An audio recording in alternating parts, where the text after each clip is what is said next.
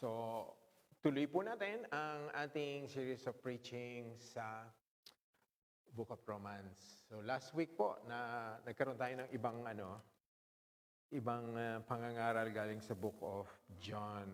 Kasi nandito si Ronel. Ba tayo? Medyo tayo. So, ating pong pangangaral dito sa simbahan ay hindi po natin binababa ang level o ang uri, regardless po kung sino ang nandito at gaano karami ang nandito. So, papangaral natin ang sinasabi ng Biblia na ayon sa ating pong pangangailangan. Lahat ng turo naman ng Biblia ay kailangan natin. Susundin po sa mga nanonood, sana po ay makasunod kayo sa amin pong pag-aaralan. Book of Romans po. Okay. So, natanto natin sa mga nakaraang pag-aaral natin na ang batas, law, precepts, commandments, ay napapaloob yan sa, kung isa-summarize natin, ang tawag ng salita ng Diyos, o the Word of God. So, iba't iba ang term na ginagamit ng Bible sa mga ito. Meron dyan yung Ten Commandments, yung mga ritual laws noon, ceremonial laws. Lahat naman yon ay, pag sinabing lahat yon ay batas o utos. So lahat yon ay binigay sa atin ng Panginoon para malaman natin kung ano ang tama at mali. Para malaman natin kung paano ang ating pagkilos sa Panginoon. So ang batas po, ang salita ng Diyos ay, bagamat maraming ni-reveal sa atin to, marami siyang in-expose, marami siyang pinaliwanag sa atin. Marami sa tinuro ng Biblia na nagulantang tayo, na nagulat tayo. Yung pala, ganun pala kasama yung ginagawa ko noon. Yung pala mga practices ko noon ay talagang labag sa pinag-uutos ng Panginoon. Mga hindi natin alam yon. Ang akala natin noon, ang mamuhay ng tama, sumunod sa batas ng bansa, huwag kang magkaroon ng krimen, igalang mo ang magulang mo, maging matulungin. Akala natin tama na yon. Yun pala, akala natin yun, iniisip natin yun, magsimba tayo tuwing linggo, akala natin makakarating na tayo sa langit. Pero nung dumating yung Biblia, nung nalaman natin, yung mga bagay na yon, kulang pala. Ang laki ng kakulangan. Nalaman natin, naging maliwanag sa atin, yung palang mga kabutihang tinatawag natin, yung pagiging mabait natin ay baliwala sa harap ng Diyos. Ang sabi, our righteousness is like filthy rags. Parang maruming basahan pa rin kahit gaano kaganda yung ginawa natin. Kasi nga, ang kailangan natin para matanggap ng Panginoon, ay alam naman natin lahat, ay ang relasyon kay Jesus.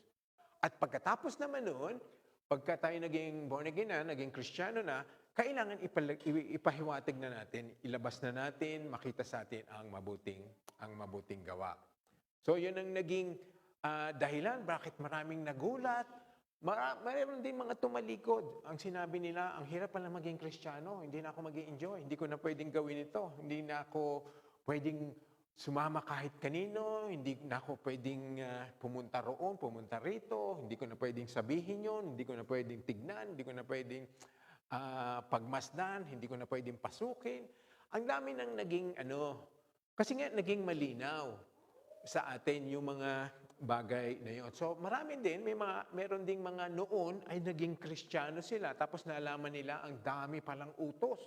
Ang ginawa nila ngayon, sabi na, tsaka na lang ako magiging Kristiyano pagka malapit na akong mamatay, pag matanda na ako, I will enjoy muna ngayon. Marami rin sa atin nagulat na kailangan pala ihinto ko yon, kailangan pala hindi ko na gawin yon, kasi nga sinabi ng Biblia. At ito ang nakakagulat. Marami sa ating, nung nabasa natin ng Bible, ganun pala ako kasama. Kahit pala nagpakatino ako, nagpakabait ako, malayo pa rin pala ako sa Diyos. Wala pala akong relasyon sa Kanya.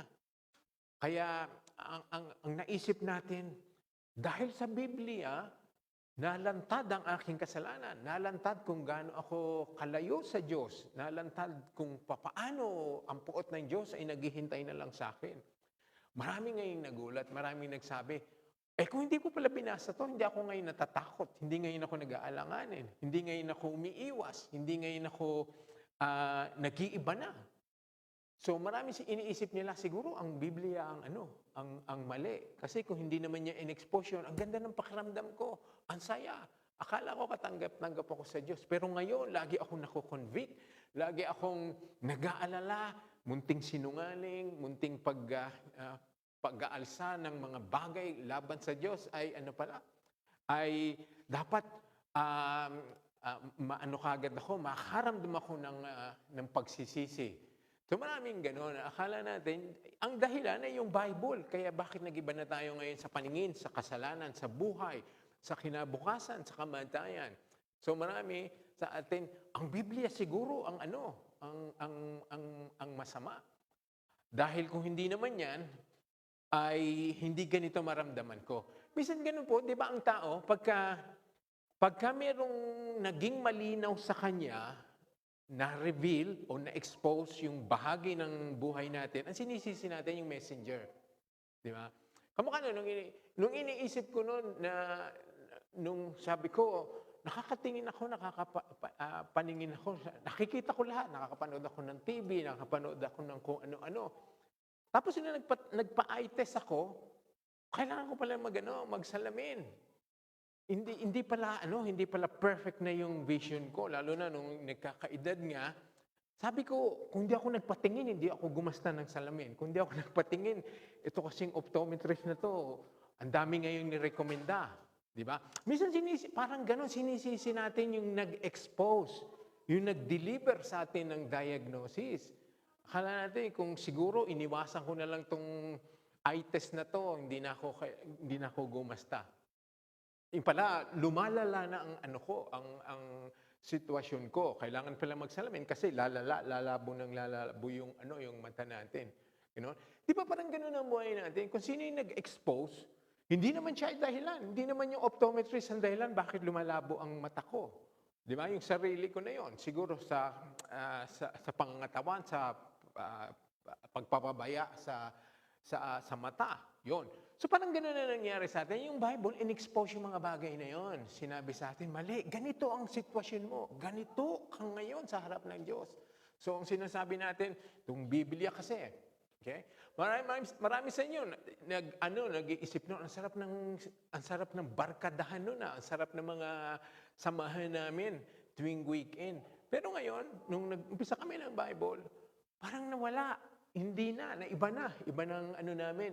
Nagsasama-sama kami, pero iba na ang pinagtutuunan namin ng panahon. Iba na ang enjoyment namin. Iba na ang pakay namin. Ang salita ng Panginoon. So, ganun po ang kailangan nating maintindihan na ang isang bagay na na-expose sa atin, na nagdulot sa atin ng tunay na pangitain, tunay na view sa bagay, ay hindi natin sisihin. Huwag natin sisihin ang Bible. Bakit ngayon tayo, iniisip natin, Christianity is boring kasi ang daming bawal, ang daming sinasabing wag. Lahat naman yan ay sinabi para sa ating kabutihan. Kasi nga, yung lahat ng pinag-aaksaya natin ng panahon ngayon ay panandalian lamang. Kasi mapuputol yan matatapos yan. Pag namatay tayo, hindi natin madadala yan. At hindi sila makakatulong para tayo ay mapunta sa langit, makalapit sa Diyos. So, ang salita ng Panginoon, bagamat lumabas, talaga ito totoo, lumabas kung gaano kalala ang ating kasalanan. Lumabas yun dahil sa Biblia, sa salita ng Panginoon. So, ito ba ang Biblia ba ay hindi na masama? Kasi kailangan, ang ilalagay natin sa isip natin, ang Bible kasi dapat source of happiness, source of good, source of ng mga benepisyo para sa atin. Pero hindi, sinabi ng Biblia na ang salita niya ay maganda. Kasi, saan ba galing ang salita ng Panginoon? Sa Kanya. Di ba? Sa Kanya nang galing ang mga batas, ang mga law, ang Ten Commandments, ang salita ang Biblia. Although ginamit lang ng Diyos ang iba't ibang tao para sumulat ito at pagsama-samahin ito. Pero lahat ng yan ay galing sa Diyos. So ano man galing sa Diyos, hindi natin pwedeng akusahan na mali, masama, nagdulot ng kamatayan. Hindi po. So ang Bible po ay it's always good. Kaya nga ang sabi, so then the law is holy. and the commandment is holy, righteous, and good. So ang lahat ng pinag-uutos ng Panginoon ay banal. Ang kanyang mga pinag-uutos ay banal. At para sa ating tamang katayuan sa Panginoon at mabuti. Yan po ang malinaw na malinaw. So wala pong makakapagsabi dahil sa Biblia nawala na ang kalahati ng aking buhay, naging iba na. Hindi po, kasi nga, malalaman natin mamaya, the law is holy. Ano mang galing sa Diyos ay walang bahid ng kasamaan. Hindi pwede natin akusahan na yon ay nagdulot ng kadiliman. Hindi po, hindi siya nagdulot ng kadiliman, kundi nag-expose sa atin kung gaano tayo nag-i-enjoy sa kadiliman na yon. So ang Biblia po ay ang batas na nandito lahat sa salita niya ay banal at mabuti at karapat dapat sa ikabubuti natin. Remember po, ang sinasabi nito, maaring hindi ito magdulot ng ating present enjoyment ngayon, pero ito ay magdudulot sa atin kung saan tayo papupunta sa ating pong eternity. Ano bang isipin nyo? Anong mas mahalaga? Yung 50 years natin dito, 60 years, umabot man ng 90 years, 100 years, ikumpara natin sa eternity, walang hanggan. Ang laki. So dito lamang po natin makikita yun, mababasa yun. Hindi natin alam yun. Hindi natin nakita sa radyo, sa television, sa mga sinihan, maging sa eskwelahan, hindi itinuro ito. Pero nung nagbasa lang tayo, nalaman natin. So, totoo, tama. So, ang ginagawa niyo na pag-aaral, pag-join ng mga Bible studies, ay tama kasi nalalaman natin na kung gaano kabuti ng Biblia, kung gaano kailangan natin ng Biblia, ang lahat ng pinag-uutos niya, kahit mahirap, ay banal. Dahil yon ay tutulungan tayong mamuhay ng tama. Ngayon, sa kabila ng sinabi ng Bible na ganyan nga, marami pa rin nag-iisip na, so yung Biblia, ang nagdulot sa akin at nalaman ko ngayon na ako pala'y patay sa harap ng Diyos. So ang Biblia, ang naging dahilan bakit ako ay naging napakasama, nalaman ko. Kasi ang sabi kasi noon, hindi mo pwedeng parantangan ito ng masama.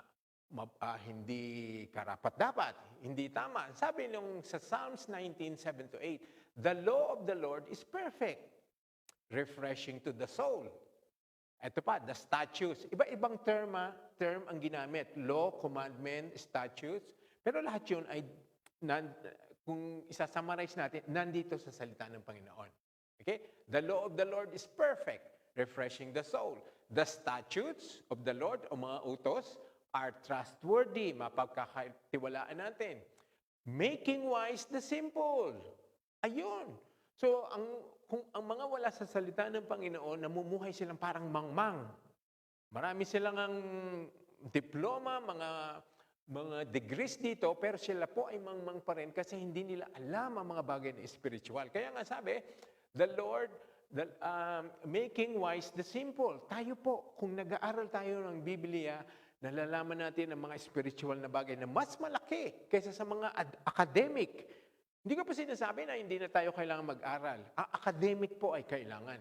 Pero may mas mataas na pangangailangan tayo. Okay? The precepts of the Lord are right. Precepts, yung mga utos ng Diyos, ay tama. Giving joy to the heart. Nagbibigay din sa atin ng kasiyahan. Maaring ang joy na ito ay hindi natin maibabatay sa joy na binibigay ng mundong ito. Kasi iba ang binibigay ng joy dito sa mundong ito. Ang joy dito, kailangan mayaman ka, malakas, marami kang kapangyarihan, at lagi kang nag-i-enjoy. Pero ang sabi dito, ang Bible, nagbibigay din sa atin ng joy. Anong joy yun? Kasi mawawala ang takot mo. Kung sakaling ano man ang mangyari sa iyo, kung mamatay, lisanin natin dito, maaalis sa iyo ang pangangamba, maaalis sa iyo ang takot na binibigay ng kaaway. So it will give us joy. The commandments of the Lord are radiant, giving light to the eyes. Ayan, radiant. Nabibigyan tayo ng mga kalinawagan na akala natin ay hindi natin nakikita kasi nasa dilim. Di ba? Pagka sa kwarto nyo ay madilim, pag binuksan nyo ang ilaw, akala nyo ang linis, akala nyo walang kalat. Buksan mo ang ilaw, ang dami palang aayusin. Nasa ilalim ng kama, nasa ilalim ng aparador, nasa likod ng kung ano-anong bagay. So, na-expose po. Parang gano'n ang ginagawa sa atin ng Biblia. Makikita nyo ang mga benepisyong binibigay. Ang salita ng Panginoon ay refreshing, trustworthy, making us wise, giving us joy, binibigyan tayo ng liwanag, giving light to the eyes. Kaya nga ang tawag nila, ang tawag sa mga hindi pa mga Kristiyano, hindi pa born again, di ba ang term sa kanila ay namumuhay pa sa kadiliman. Sa kadiliman yun. Ang tinutukoy po yung spiritual. Ang mga wala pa kay Kristo ay namumuhay sa kadiliman. Those children of darkness ang sinasabi. Kasi nga, ito ang sinasabi sa atin na marami tayong maliliwanagan. Ang nalalaman nyo ngayon ay kailangan nyo para sa tamang relasyon sa Diyos at para sa ating eternity. Okay? So, tama ito. Okay? Ngayon, ang tinanong ngayon ni Pablo dun sa Book of Romans, bagamat sinabing ang Biblia ay tama, banal, totoo, maaasahan. Ang sabi niya, so sa ganun ba, sabi niya, yung bang mabuti? Kasi sabi, ang salita ng Panginoon ay mabuti. So yung bang mabuti ay naging kamatayan ko. Did that which is good then become death to me? Kasi nalaman ni Pablo na siya pala'y patay sa kasalanan. Siya'y patay ang relasyon niya sa Diyos nung nalaman niya ngayon ito. So, ganun din ang tanong ng iba. Dahil ba sa Bible, kaya ako naituring na patay? Patay sa harapan ng Panginoon hanggat wala akong relasyon kay Jesus. Kasi yun ang sinabi. Kaya maraming iniisip yun, kung hindi ako nagbasa ng Biblia, ako ay tama. Puno pa rin ang pag-asa kung makakarating ako sa langit. Pero kamalian pala yun. Okay? Kaya ang tindi ng sagot ni Pablo, sabi niya, hindi. Sabi niya, by no means, hindi mo po pwede. Hindi yung Biblia, utos ng Diyos, ang nagdulot sa iyo ng kamatayan. Dahil ikaw ay talagang patay na. Yung Biblia ang nag-expose kung gaano kalaki ang iyong kamatayan, kung gaano kalayo ang iyong relasyon sa Panginoon. Okay? Sabi ngayon niya, kaya nga, dumating naman dahil nga, para makilala natin ang kasalanan, ang salita ng Diyos, ang utos niya, ay in-expose yun kung gaano kalaki ang kasalanan, kung ano ang kasalanan. Sabi, in order that sin might be recognized as sin. So maraming nag-iisip noon, ang mga kasalanan alam na natin ngayon, hindi nila na-recognize as sin. Yun lamang ay na-recognize nila nung binasa nila ang Biblia. Okay? So ang Bible na maigi, mabuti, ang nagsabi, tumulong sa ating ma-recognize kung ano ang kasalanan. Kaya, nung nalaman ngayon natin na ganun pala ako kasama, at nalaman natin na ako pala ay spiritually dead, patay pala akong spiritual. Kaya yung sinasabi ngayon niya, yun ang nagdulot sa akin ng kamatayan. Hindi naman po literal ang sinasabi. Kung i-explain natin in context, yun ang naging dahilan para malaman ko na ako pala ay patay. Okay? So, hindi siya nagdulot ng kamatayan. Siya ang tumulong sa akin para malaman ko na ako'y patay. It's use what is good to bring about my death. Kasi, paano niyo po kakailanganin si Kristo kung hindi niyo alam na kayo'y patay? Kung hindi natin alam na patay, spiritually dead tayo, kaya nga, di ba, ang sabi sa atin, ligtas, save. You must be saved. Patay tayo at mag-i-spend tayo ng eternity sa impyerno. Patay sa harapan ng Panginoon. Walang relasyon sa Diyos. Yun po ang sinasabi ng mga spiritually dead. Hindi naiintindihan ng mga maka-Diyos na bagay. Walang interes sa mga bagay na binigay ng Diyos, dinulot ng Diyos. Kaya, patay po. So, ang Bible, it used what is good o ginamit ang salita niya, good, to bring about my death para maipahiwatig sa akin, ma-expose sa akin. So that through the commandment, sin might become utterly sinful. Ito po ang maganda po. Dahil sa Biblia, yung kasalanan daw po ay lalong tumindi ang kanyang description na siya talaga ay kasalanan. So the commandment or the word of God ay pinalabas kung gaano kalaki ang kasalanan. Become utterly sinful. So marami pa tayong iniisip noon na akala natin ay tama. Makita niyo po yung paggalang sa magulang. 'Di ba kultura natin 'yon? Kahit hindi pa tayo nagbabasa ng Bible, ginagalang natin si nanay at si tatay. 'Di ba? Sa atin ngayon, uso ngayon nagmamano. Talagang pag sinabi ni lolo, sinabi ni tatay, hindi pa tayo Kristiyano noon, hindi pa natin binabasa ang Biblia, ay sinusunod natin kasi yun ang culture. So maraming mga kultura noon na itinuro lang sa atin pero hindi sinabi ng Biblia. Kaya ang turing naman sa batang hindi ginagalang ang matanda ay suwail. Suwail or salbahing bata, yun ang tawag nila doon. Pero ngayon, nalaman natin kasi hindi lang pala kultura ang pagsunod, ang pagrespeto sa magulang, sa mga matatanda, kundi pala yun ay nasa sa Bible. Akala natin yun ang turo ng mga nakakatanda sa atin. Pero ngayon, nalaman natin, sabi kasi, ang batas ay ibinigay sa atin ang salita ng Panginoon so that trespass might increase. Ngayon, talinhaga na naman ito. Sabi na, ang Bible, ang batas, ang salita ng Panginoon ay dumating para lalong lumaki ang kasalanan. So, trespass might increase. Hindi, para malaman natin kung gaano kalaki ang kasalanan. Hindi para palakihin ang kasalanan.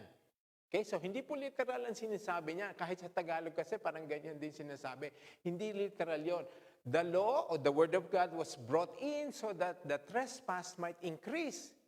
Hindi yon, para makita natin kung gaano kalaki ang kasalanan. But where sin increase, grace increase all the more. Ang ibig sabihin po niyan, habang lumalaki, na-expose kung gaano kalaki ang kasalanan ng tao, lalong nare-realize niya na mas malaki pala ngayon ang kailangan kong grasya ng Panginoon. Mas malaki ang kasalanan, mas malaki ang grasya ng Panginoon. Mas lumaki ang kasalanan, mas lalaki pa ang grasya ng Panginoon. Yun tinatawag yung grace na papaloob doon yung compassion, yung mercy, yung forgiveness ng Panginoon. Pag sinabing grace, grasya ng Diyos, kung paano tayo tratuhin ng Diyos ngayon. Kung paano bigyan tayo ng magandang relasyon sa Panginoon. So yung lumaki ang kasalanan, lumaki din po ang grace. Isipin po, parang ganito po, si Pedro at si Juan. Si Juan ay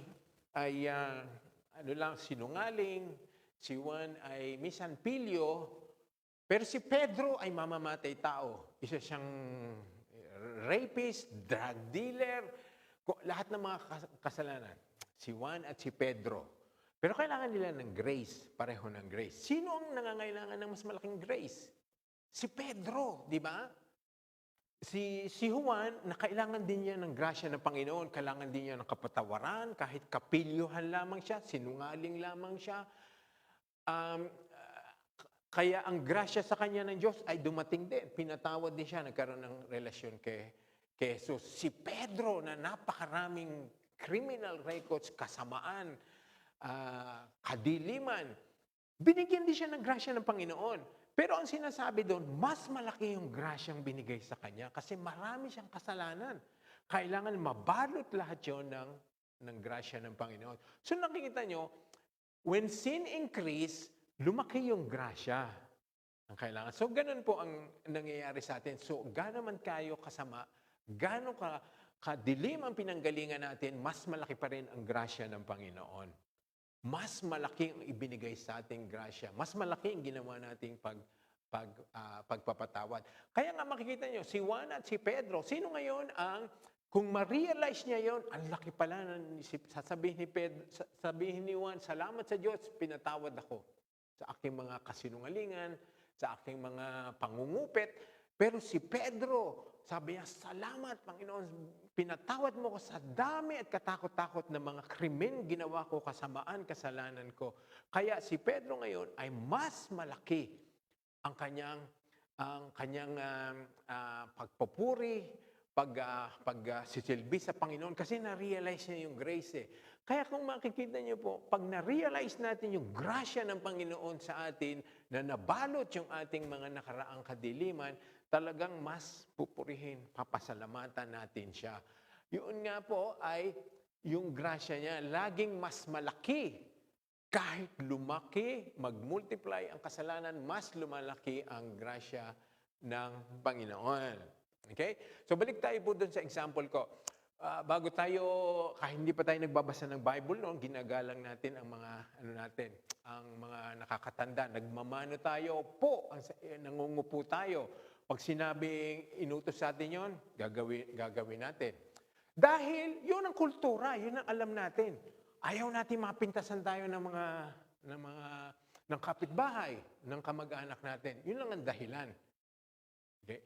So, we respect our parents. Yun. Kasi, namana natin, na ituro sa atin. Pero ngayon, nung nalaman nyo, yung palang paggalang sa magulang ay hindi lamang kultura, kundi yun ay utos ng Biblia. Di ba nandun yun sa may bibigyan ko, example lang po yun Di ba nandoon po yan sa may sa Ten Commandments? Sabi, honor thy father and thy mother. Ang sabi daan, honor your father and your mother so that you may live long in the land the Lord God is giving you. Okay, ngayon, di ba nag-iba ng pangitain natin ang view natin sa paggalang sa magulang. Hindi lamang kultura, hindi lamang namana natin, kundi alam na natin ngayon na nandoon pala sa Biblia yon. Honor your father, pinag-uutos sa atin. So, nakita natin yun, pag hindi natin ginawa yon, hindi lamang natin nilalabag ang kultura ng Pilipinas, ng Pilipino, kung hindi, nilalabag natin ang utos ng Diyos. So nakita niyo po ang analogy na dahil sa Biblia, nakita natin yung maliit na yung kasalanan noon, ay napakalaki pala. Dahil sa sinabi ng Biblia. Akala natin noon, ganun lamang. Ikaw ay mapapalo, ikaw ay makokondema ng iyong mga pamilya kung hindi mo ginalang ang iyong magulang. Ito pala, ang Diyos mismo. Sa Diyos tayo nagkakasala kung hindi natin ginalang ang ating magulang at ang ating ama. Nakita niyo po yung ginagawa ng Bible, ini-expose niya po yung kasalanan kung gaano kalaki. Binibigyan niya ng bagong description. Binibigyan niya ng paanong pananaw. Kung hindi tayo nagbasa ng Bible, yes, itutuloy natin galang ang magulang natin. Pero hanggang doon lang. Ituturo natin sa mga anak natin, o galang niyo ako. Pagdating niyo, magmano kayo. Pag sinabi ko, susundin niyo. At ting sasagot kayo ay po at opo. Yun ang natin. Pero ngayon, kasi alam na natin na nasa Bible yan, magiging iba na. Iba na pala ang magiging turo natin. Sundin mo ang mga payo namin sa iyo. Kailangan igalang mo, nakakatanda sa'yo, magulang sa'yo. Dahil yan ay sinabi ng Biblia. Hindi lamang sinabi ng kultura natin. Kaya, ang nangyayari, dahil sa salita ng Panginoon na i-expose niya ang kasalanan, ang kalakihan ng kasalanan. Makita niyo po, nung una, yung marami pa rin kasing dinagdag na o binago si Kristo sa mga batas. Bakit pwede siyang magbago? Kasi Diyos siya eh. May authority siya. Jesus Christ has all the authority para baguhin o dagdagan ng batas. Makita niyo, ang sabi ng Biblia, sa Old Testament po, ang sabi, huwag kang papatay. Ang pagpatay ay talagang yung kinilitis ang buhay. Yung pinatay mo siya. Pero ang sabi, nung dumating si Kristo, ang sabi niya, pag ikaw ay napupuot sa iyong kapwa, ikaw ay nag-commit na ng murder sa iyong puso. Pumatay ka na ng tao galing sa puso mo. So, iniba niya, dinagdagan niya. So, kung hindi natin nabasa yun, kung hindi tayo nagbasa ng Biblia, pwede pala tayo mapuot. Pwede akong magalit sa'yo. Pwede akong manggigil sa'yo. Basta hindi kita papatayin.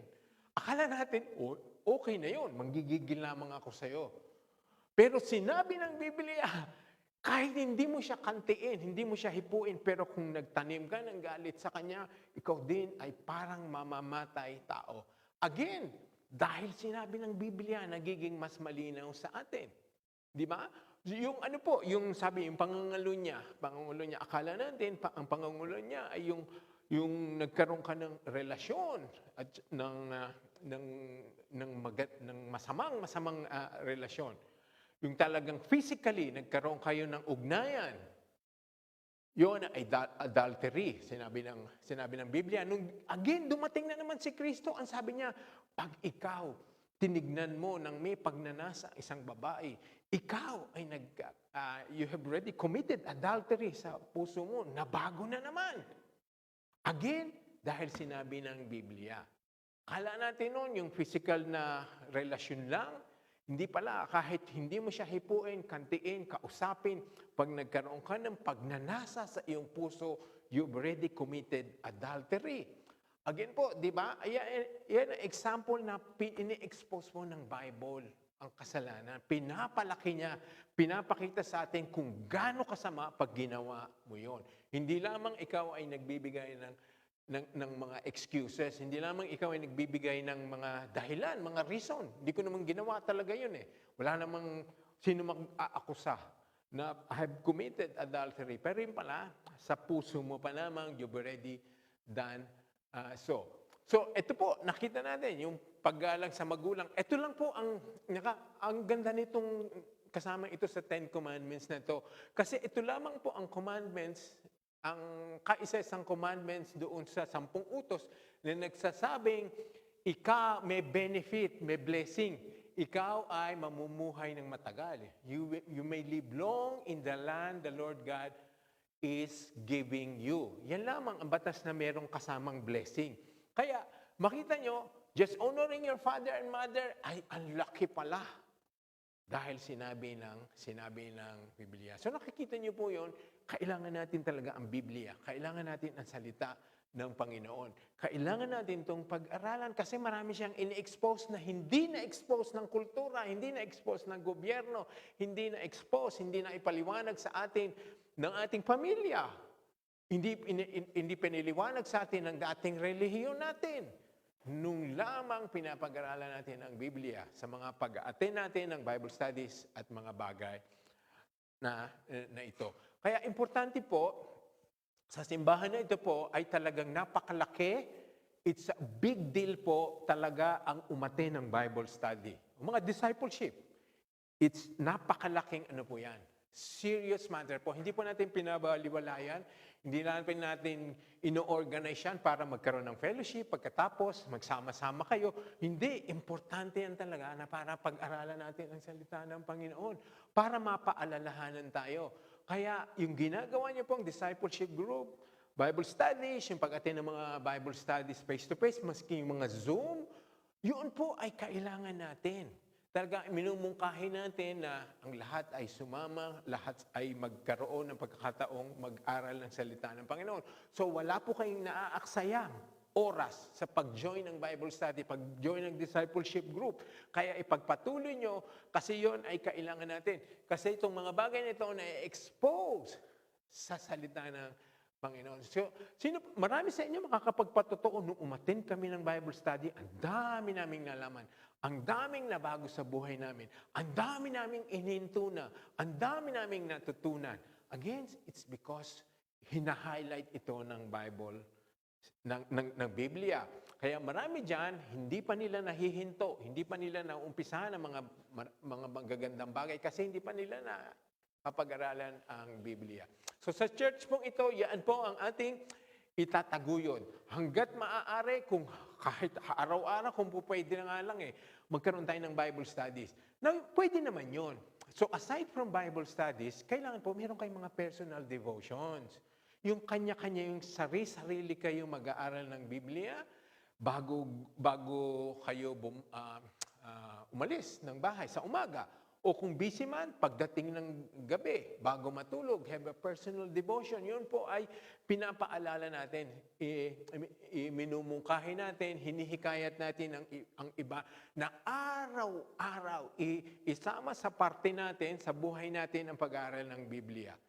Sa group, discipleship, kung anumang klase matatawag natin doon. Yung iba, cell group, yung mga home groups, iba-iba ang tawag nila doon. Kailangan natin yun, kailangan nyo araw-araw gawin nyo po yun. Maraming paraan naman. Kung hindi kayo makapagbasa, pwede nyo gawin. Habang kayo nagmamaneho, habang nagbibiyahe, meron naman po mga platforms, mga channels na pwede nyo pakinggan. May mga recordings, merong mga katuruan na maaari nating gamitin. Makita nyo po, di ba alam nyo po ngayon, meron ng audio Bibles? Di ba? Kahit nagluluto ka, naglilinis ka, pwede mo i-play yung audio Bibles.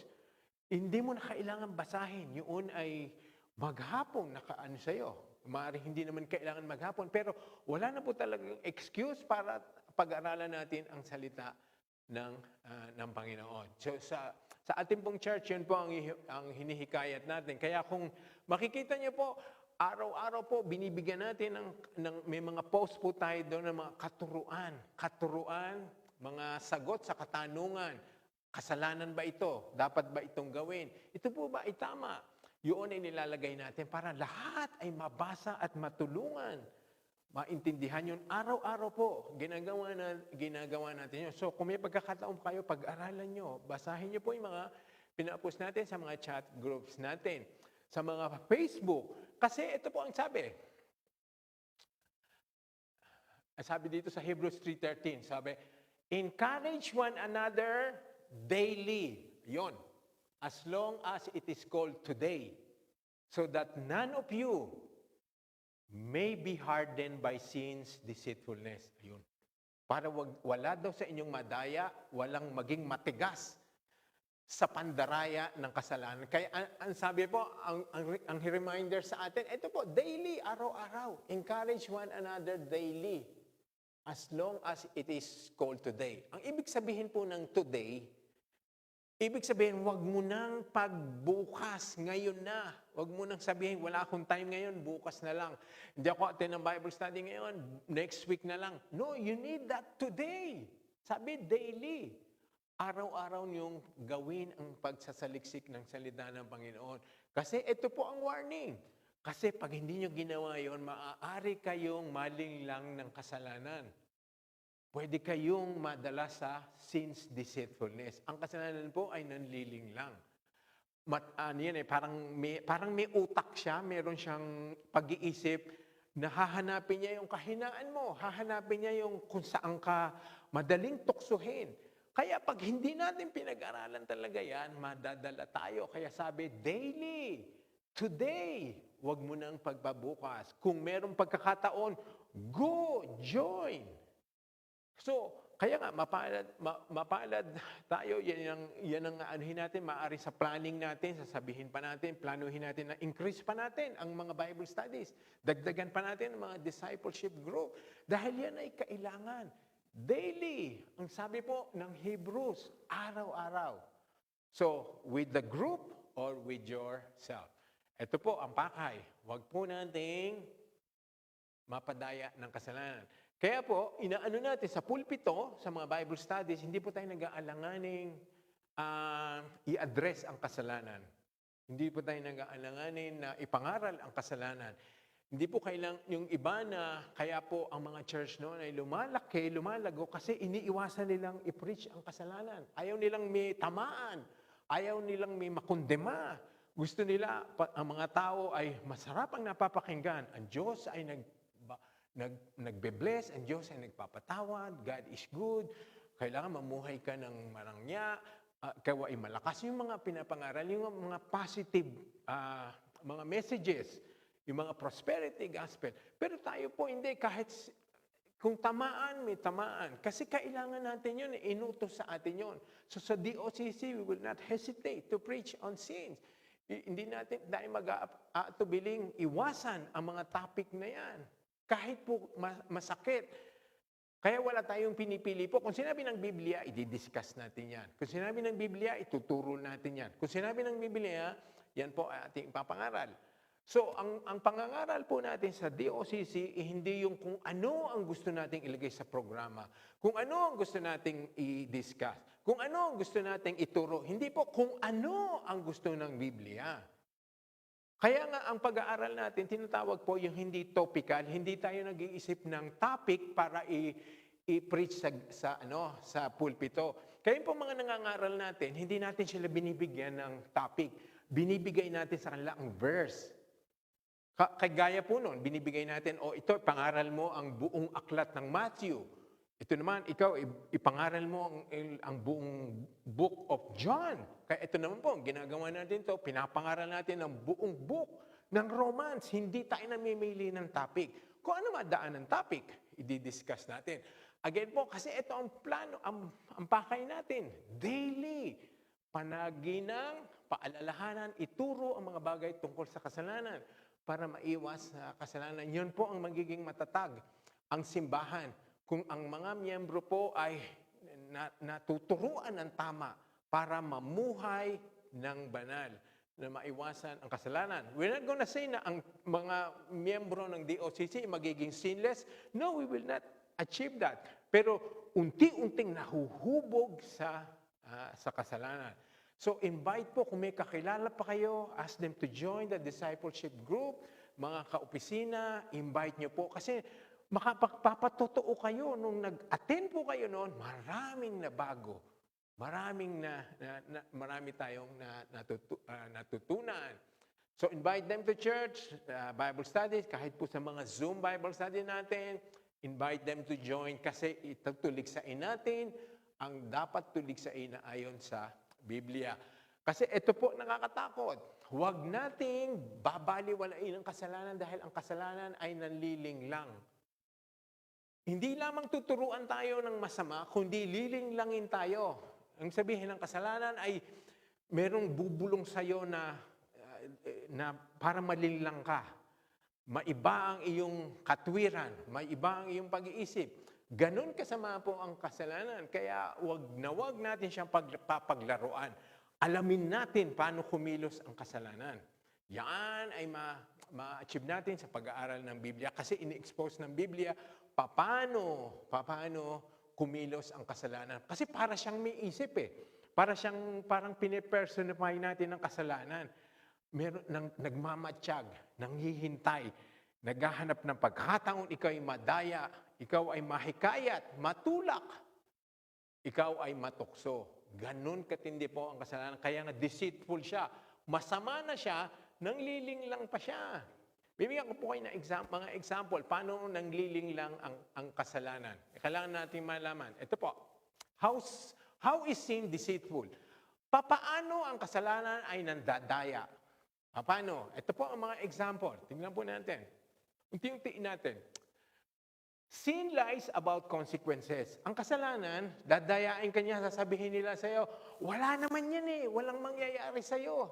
Sasabihin nila, wala naman to, hindi naman gawin mo yan, ikaw lang. Wala makakaalam niya, wala kang mapeperwisyo. Pero ang totoo, sabi, sin always damages you, others, and your relationship with God.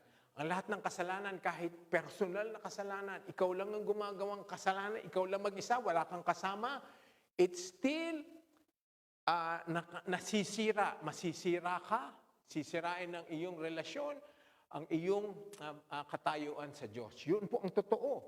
Sasabihin nila, wala po yan, wala yan.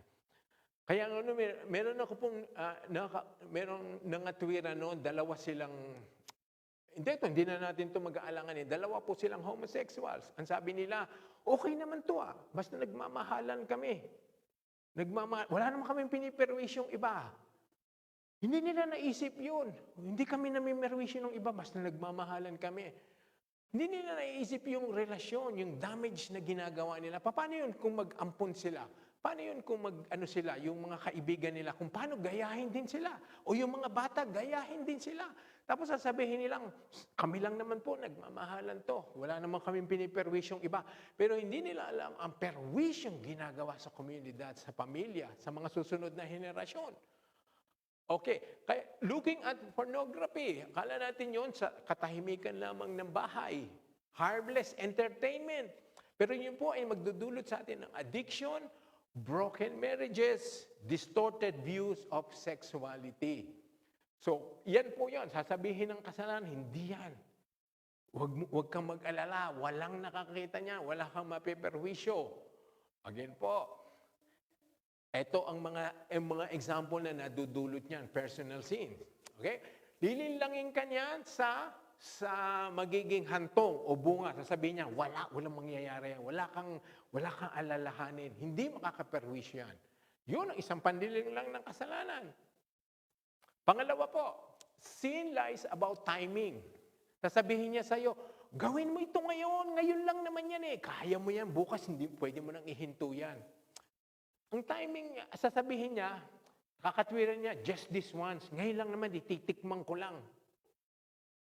Pwede ko naman hinto. Pag naumpisahan ko tong sigarilyo, pag naumpisahan ko tong drugs, titikman ko lang to. Bukas hindi ko nagagawin yan. Pero hindi nila naiisip, nagiging addictive. Ang lahat po ng addict, lahat ng alcoholic, nag-umpisa sa tikim. Sa tikim lang sila nag-umpisa, pero na-hook sila, naging addictive na. Progressive. Yun ang kasalanan. Sasabihin niyang, kaya mo yan. Minsan lamang yan. Kailangan matikman mo to. Lilinlangin at dadayain tayo. I just have one drink and then becomes alcoholism. Kaya pag tinikman mo ngayon, bukas titikman mo uli, yung pagtikim ng tikim ay nahook ka na. Lagi mo na ang ginagawa. Okay? So lilinlangin tayo sa timing. Ibig sabihin, minsan lang, kaya mo yung ihinto. Pangatlo po, ang kasalanan, sin lies about identity. Nililing lang kung sino ka. Sasabihin mo ngayon, ako lang naman to, tao naman ako. Tao akong nagkakasala. Tao akong mahina. Sabi, it's just who you are. You'll never change. Hindi ka na mababago kasi pinanganak kang ganyan. Pinanganak kang malambot o pinanganak kang lalaki pero ikaw ay babae. Pinanganak kang babae pero ikaw ay lalaki. Hindi ka na mababago. Pero ang reality, in Christ, you're new creation. Di ba? Ito, huwag kayong papaling lang sa sinasabi ng kasalanan na hindi ka na mababago. Wala namang magagawa para ikaw ay mag-ibang buhay. Ang sabi, Christ, you are a new creation. Okay? Example, I'm just angry person. Mainit lang naman ang ulo ko eh. Denies the Spirit's power to transform. Mababago pa rin yan kahit ikaw ay basagulero, mainitin ang ulo, kung ano-anong ugali, mababago ka pa rin. Ang kasalanan sasabihin, ganyan ka na. Kaya enjoy kung ano ka na ngayon. Okay? Pangapat, sin lies about pleasure. Pagsisinungalingan sa iyo ang kasayahan. Sasabihin sa iyo, it will make you happy. This will satisfy you. Gawin mo to, subukan mo ito. Ang daming gumagawa niyan. Tingnan mo yung mga kaibigan mo, mga kaeskwela mo, lahat sila ginagawa yan. Okay? Sin offers temporary pleasure, but lasting misery. Temporary pleasure lang ang bibigay ng kasalanan. Lolokohin ka niya. Tikman mo to, masarap ito. Ang ganda nito, ang ganda nito. Okay? Sexual immorality, greed, pride, all promise fulfillment but deliver emptiness. Sa una, akala natin ay maganda. Lahat gumagawa nun. So I'll join the crowd. Pero ikaw ay bibigyan pa rin ng walang mangyayari sa'yo. Emptiness, brokenness, destruction.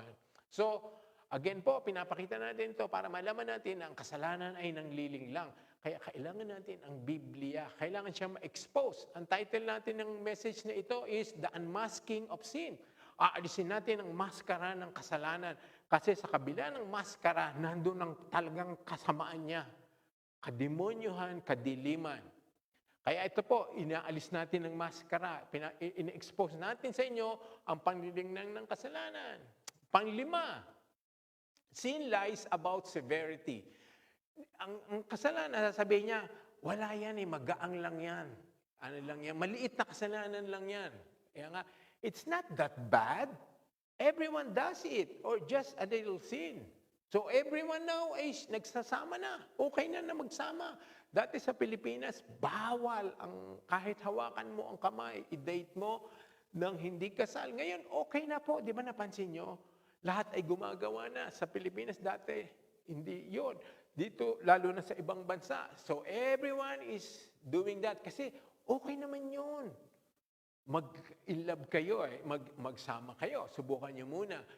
Lililangin tayo sa yung gaano kalaki yung kasalanan na yon. Maintindihan niya ni Lord. Excuse yan kasi ganyan ka. O maintindihan niya ng church. Paliwanag mo lang. O yung pagsisinungaling, okay yung magsinungaling kasi may in trouble ka Baka matanggal ka sa trabaho pag sinabi mo totoo. Kaya magsinungaling ka. Again, nililing lang tayo ng kasalanan sa magiging dulot. In reality, all sin is rebellion against holy God. Pare-pareho po yan. Rebellion. So si Juan na nagnakaw ng $1 at si Pedro na nagnakaw ng 1 million, anong tawag sa kanila? Pareho. Magnanakaw. Magnanakaw si Juan, magnanakaw si Pedro, irregardless po. Ganon tayo sa mata ng Diyos. Maliit na kasalanan, malaki, pareho pa rin ang tema. Okay, it's just white lie. Sabihin natin, white lie. But lying is directly against God's character. Sabi sa Numbers. Okay? Again, hindi natin alam yun. Akala natin, okay na magsinungaling para wag ka nang ma-in trouble. Ngayon, nabasa natin sa Biblia, ang pagsisinungaling ay pagsisinungaling. Again, nililang tayo ng kasalanan. Akala natin, okay ang white lies. Again, dahil sa Bible na naging malinaw sa atin. Number 6, sin lies about secrecy. Ito, wag mo, okay na gawin yan. Hindi ka mapupulis, hindi ka makokorte, walang makakaalam sa'yo. Basta, isikreto mo lamang. No one will know. Yan ang sasabihin ng kasalanan. In reality, God sees everything and sin eventually comes to light. Di ba? Nakikita mo ng Diyos lahat. Wala kang iba ang sasabihin ng kasalanan. Sikreto yan. Walang makakaalam. Ang Diyos nakikita niya ang lahat. Sabi sa Numbers 32:23, be sure your sin will find you out. Matatagpuan ka. Madidiskubre ang iyong kasalanan. So pag sinabing walang makakaalam, nililing lang po tayo ng kasalanan. Again, hindi natin alam yan. Kung hindi natin alam ang Numbers 32:23, yung pamang sinabi ng Bible, yung sinabi ng Bible na nakikita ng Diyos ang lahat. Nung hindi natin alam yon, akala natin okay basta hindi nakikita ng tao. Pero ngayon alam natin, kahit hindi pala makita ng tao, nakikita pa rin ng Diyos. Kaya matindi ang binibigay na panliling lang ng kasalanan. And lastly po, number 7, sin lies about gradual decline. Gawin mo ito, kasi ano lang naman yan lang ang mababawas sa'yo. Konting spirituality lang mababawas sa'yo. O konti lang naman ang konti lang naman ang magiging pintas mo. You're fine. Hindi ka ganun kasama. Hindi ka mapupunta sa impyerno. Yun ang nililin lang tayo. Maliit lang yan. Hindi ka mapupunta sa impyerno. Hindi ka mapapasama. Hindi masisira ang iyong buhay. Reality, sin hardens gradually. Yan po ay tumitigas pag hindi na-address. Yan po ay, napansin niyo po pang isang bagay na pag kinakahiya mo ngayon, malaman. Pero pag ginawa mo yon, mawawala na yung hiya mo, parang hindi mo na intindihan kahit anong sabihin nila. Noong una, nag-iisip ka pa, baka ano sabihin sa akin, baka mapintasan ako, o baka may ma-stumble. Pero ginawa mo ng ginawa, yung kasalanan ngayon, babalutin ka na, maaalis ng kahihiyan mo. Wala ka ng pakailam, kahit anong sabihin nila. Kaya po, ang simento, hanggang fresh, hanggang malambot, haluin. Kasi pag tumigas na siya, ang hirap ng tibagin. Kaya yun po ang sinasabi natin sa Hebrews 3:13. Kaya ito ang warning natin. Kalaki po ng pinapag-aralan natin ng Romans. Araw-araw tayong kailangan ma-warningan. Araw-araw kailangan tayo ay mabahaginan ng katotohanan. Araw-araw kailangan tayo ma-counsel. Araw-araw tayo ay mabigyan ng katuruan. So nakita niyo po ang tindi ng kasalanan po. Hanggat maaari, lahat ng pagkakataon, salihan natin yan. Kasi hindi po naman yan social gathering. Hindi lamang yan ay entertainment. Yan ay yan ay katotohanan. Kahit po araw-araw. Dito nga po sa atin, kung nakikita niyo po, kung napapansin niyo po, dito kasi nga, naiintindihan natin, ang buhay sa Australia talaga mahirap di ba? Ang dami natin yung asikasuhin, yung trabaho, minsan hindi talaga tayo araw-araw maka-attend ng mga ganyang gawain. Pero nakita niyo, bakit sa Pilipinas nagagawa nila? Nakikita niyo po yung sa DOCC, Pampanga, araw-araw meron silang Bible study. Araw-araw meron silang prayer meeting. Meron silang intentional discipleship. Meron silang prayer. Meron pa sila ngayon. Makikita mo, nagagawa ba natin yung Dawn Watch? Meron silang Dawn Watch. Yung alas 5 ng umaga, Sabado ng umaga, nagsasama-sama sila.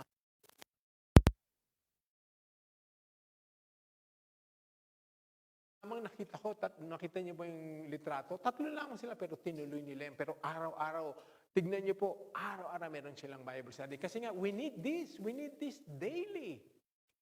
Today, ang ibig sabihin, ulitin po natin, huwag niyo nang ipagbabukas. Kung kaya niyong gawin na ngayon. Personal devotions, Bible studies, that's all needed by everyone. Kasi ang kasalanan ay nanliling lang. Hindi natin pwedeng sabihin, ang kasalanan ay pag-weekend, tahimik yan, hindi kanyan tutuksohin. O pagka school break, wala yan. Hindi tahimik ang kasalanan. Ang kasalanan po ay laging kumakatok. Tutuksohin tayo. So bakit tayo magbabakasyon? Kailangan daily. You can do that. Daily, we need to be reminded because sin will not stop. Hindi siya hihinto hanggat hindi tayo naliling lang. Ngayon, kung yung mga talagang pong babad sa salita ng Panginoon, hindi po maliling lang. Hindi maliling lang. Ang nalinglang lamang ay yung mga nagkukulang na, yung mga tinatamad na. So salamat po sa inyong mga oras na ibinibigay sa pag-aaral ng salita ng Panginoon. Again, because ang kasalanan po ay nanliling lang. Sin is deceitful. Okay, let's bow our heads.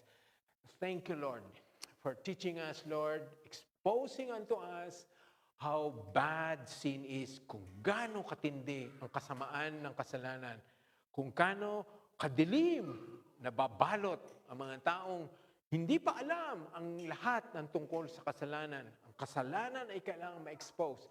Ang kasalanan ay kailangan pag-aralan, ipangaral, i-preach, at isama sa lahat ng mga topic ng aming mga Bible studies kasi yaan ang mangliling lang sa amin. Tunay nga po, Lord, na napakagandang pag-aralan ng mga bagay tungkol sa iyo, sa iyong pag-ibig, sa iyong kaluwalhatian, sa iyong blessings, mga binibigay mo sa amin, kagalingan. Pero Lord, kailangan din namin malaman kung gaano katindi ang iyong poot sa kasalanan. Kaya salamat, Lord, binigay mo sa amin ang Biblia na ito'y mag-i-expose sa amin, Lord, kung gaano katindi ang kasalanan at ang kasalanan po ay nanlilinlang. Tulungan mo kami, Lord, na maging matibay sa kasalanan. Ito lamang ang paraang ito para kami maging matibay ang iyong salita. Pag-aralan ang iyong salita sa lahat ng pagkakataon. Tulungan mo kami, Lord. So anyone who needs prayer can come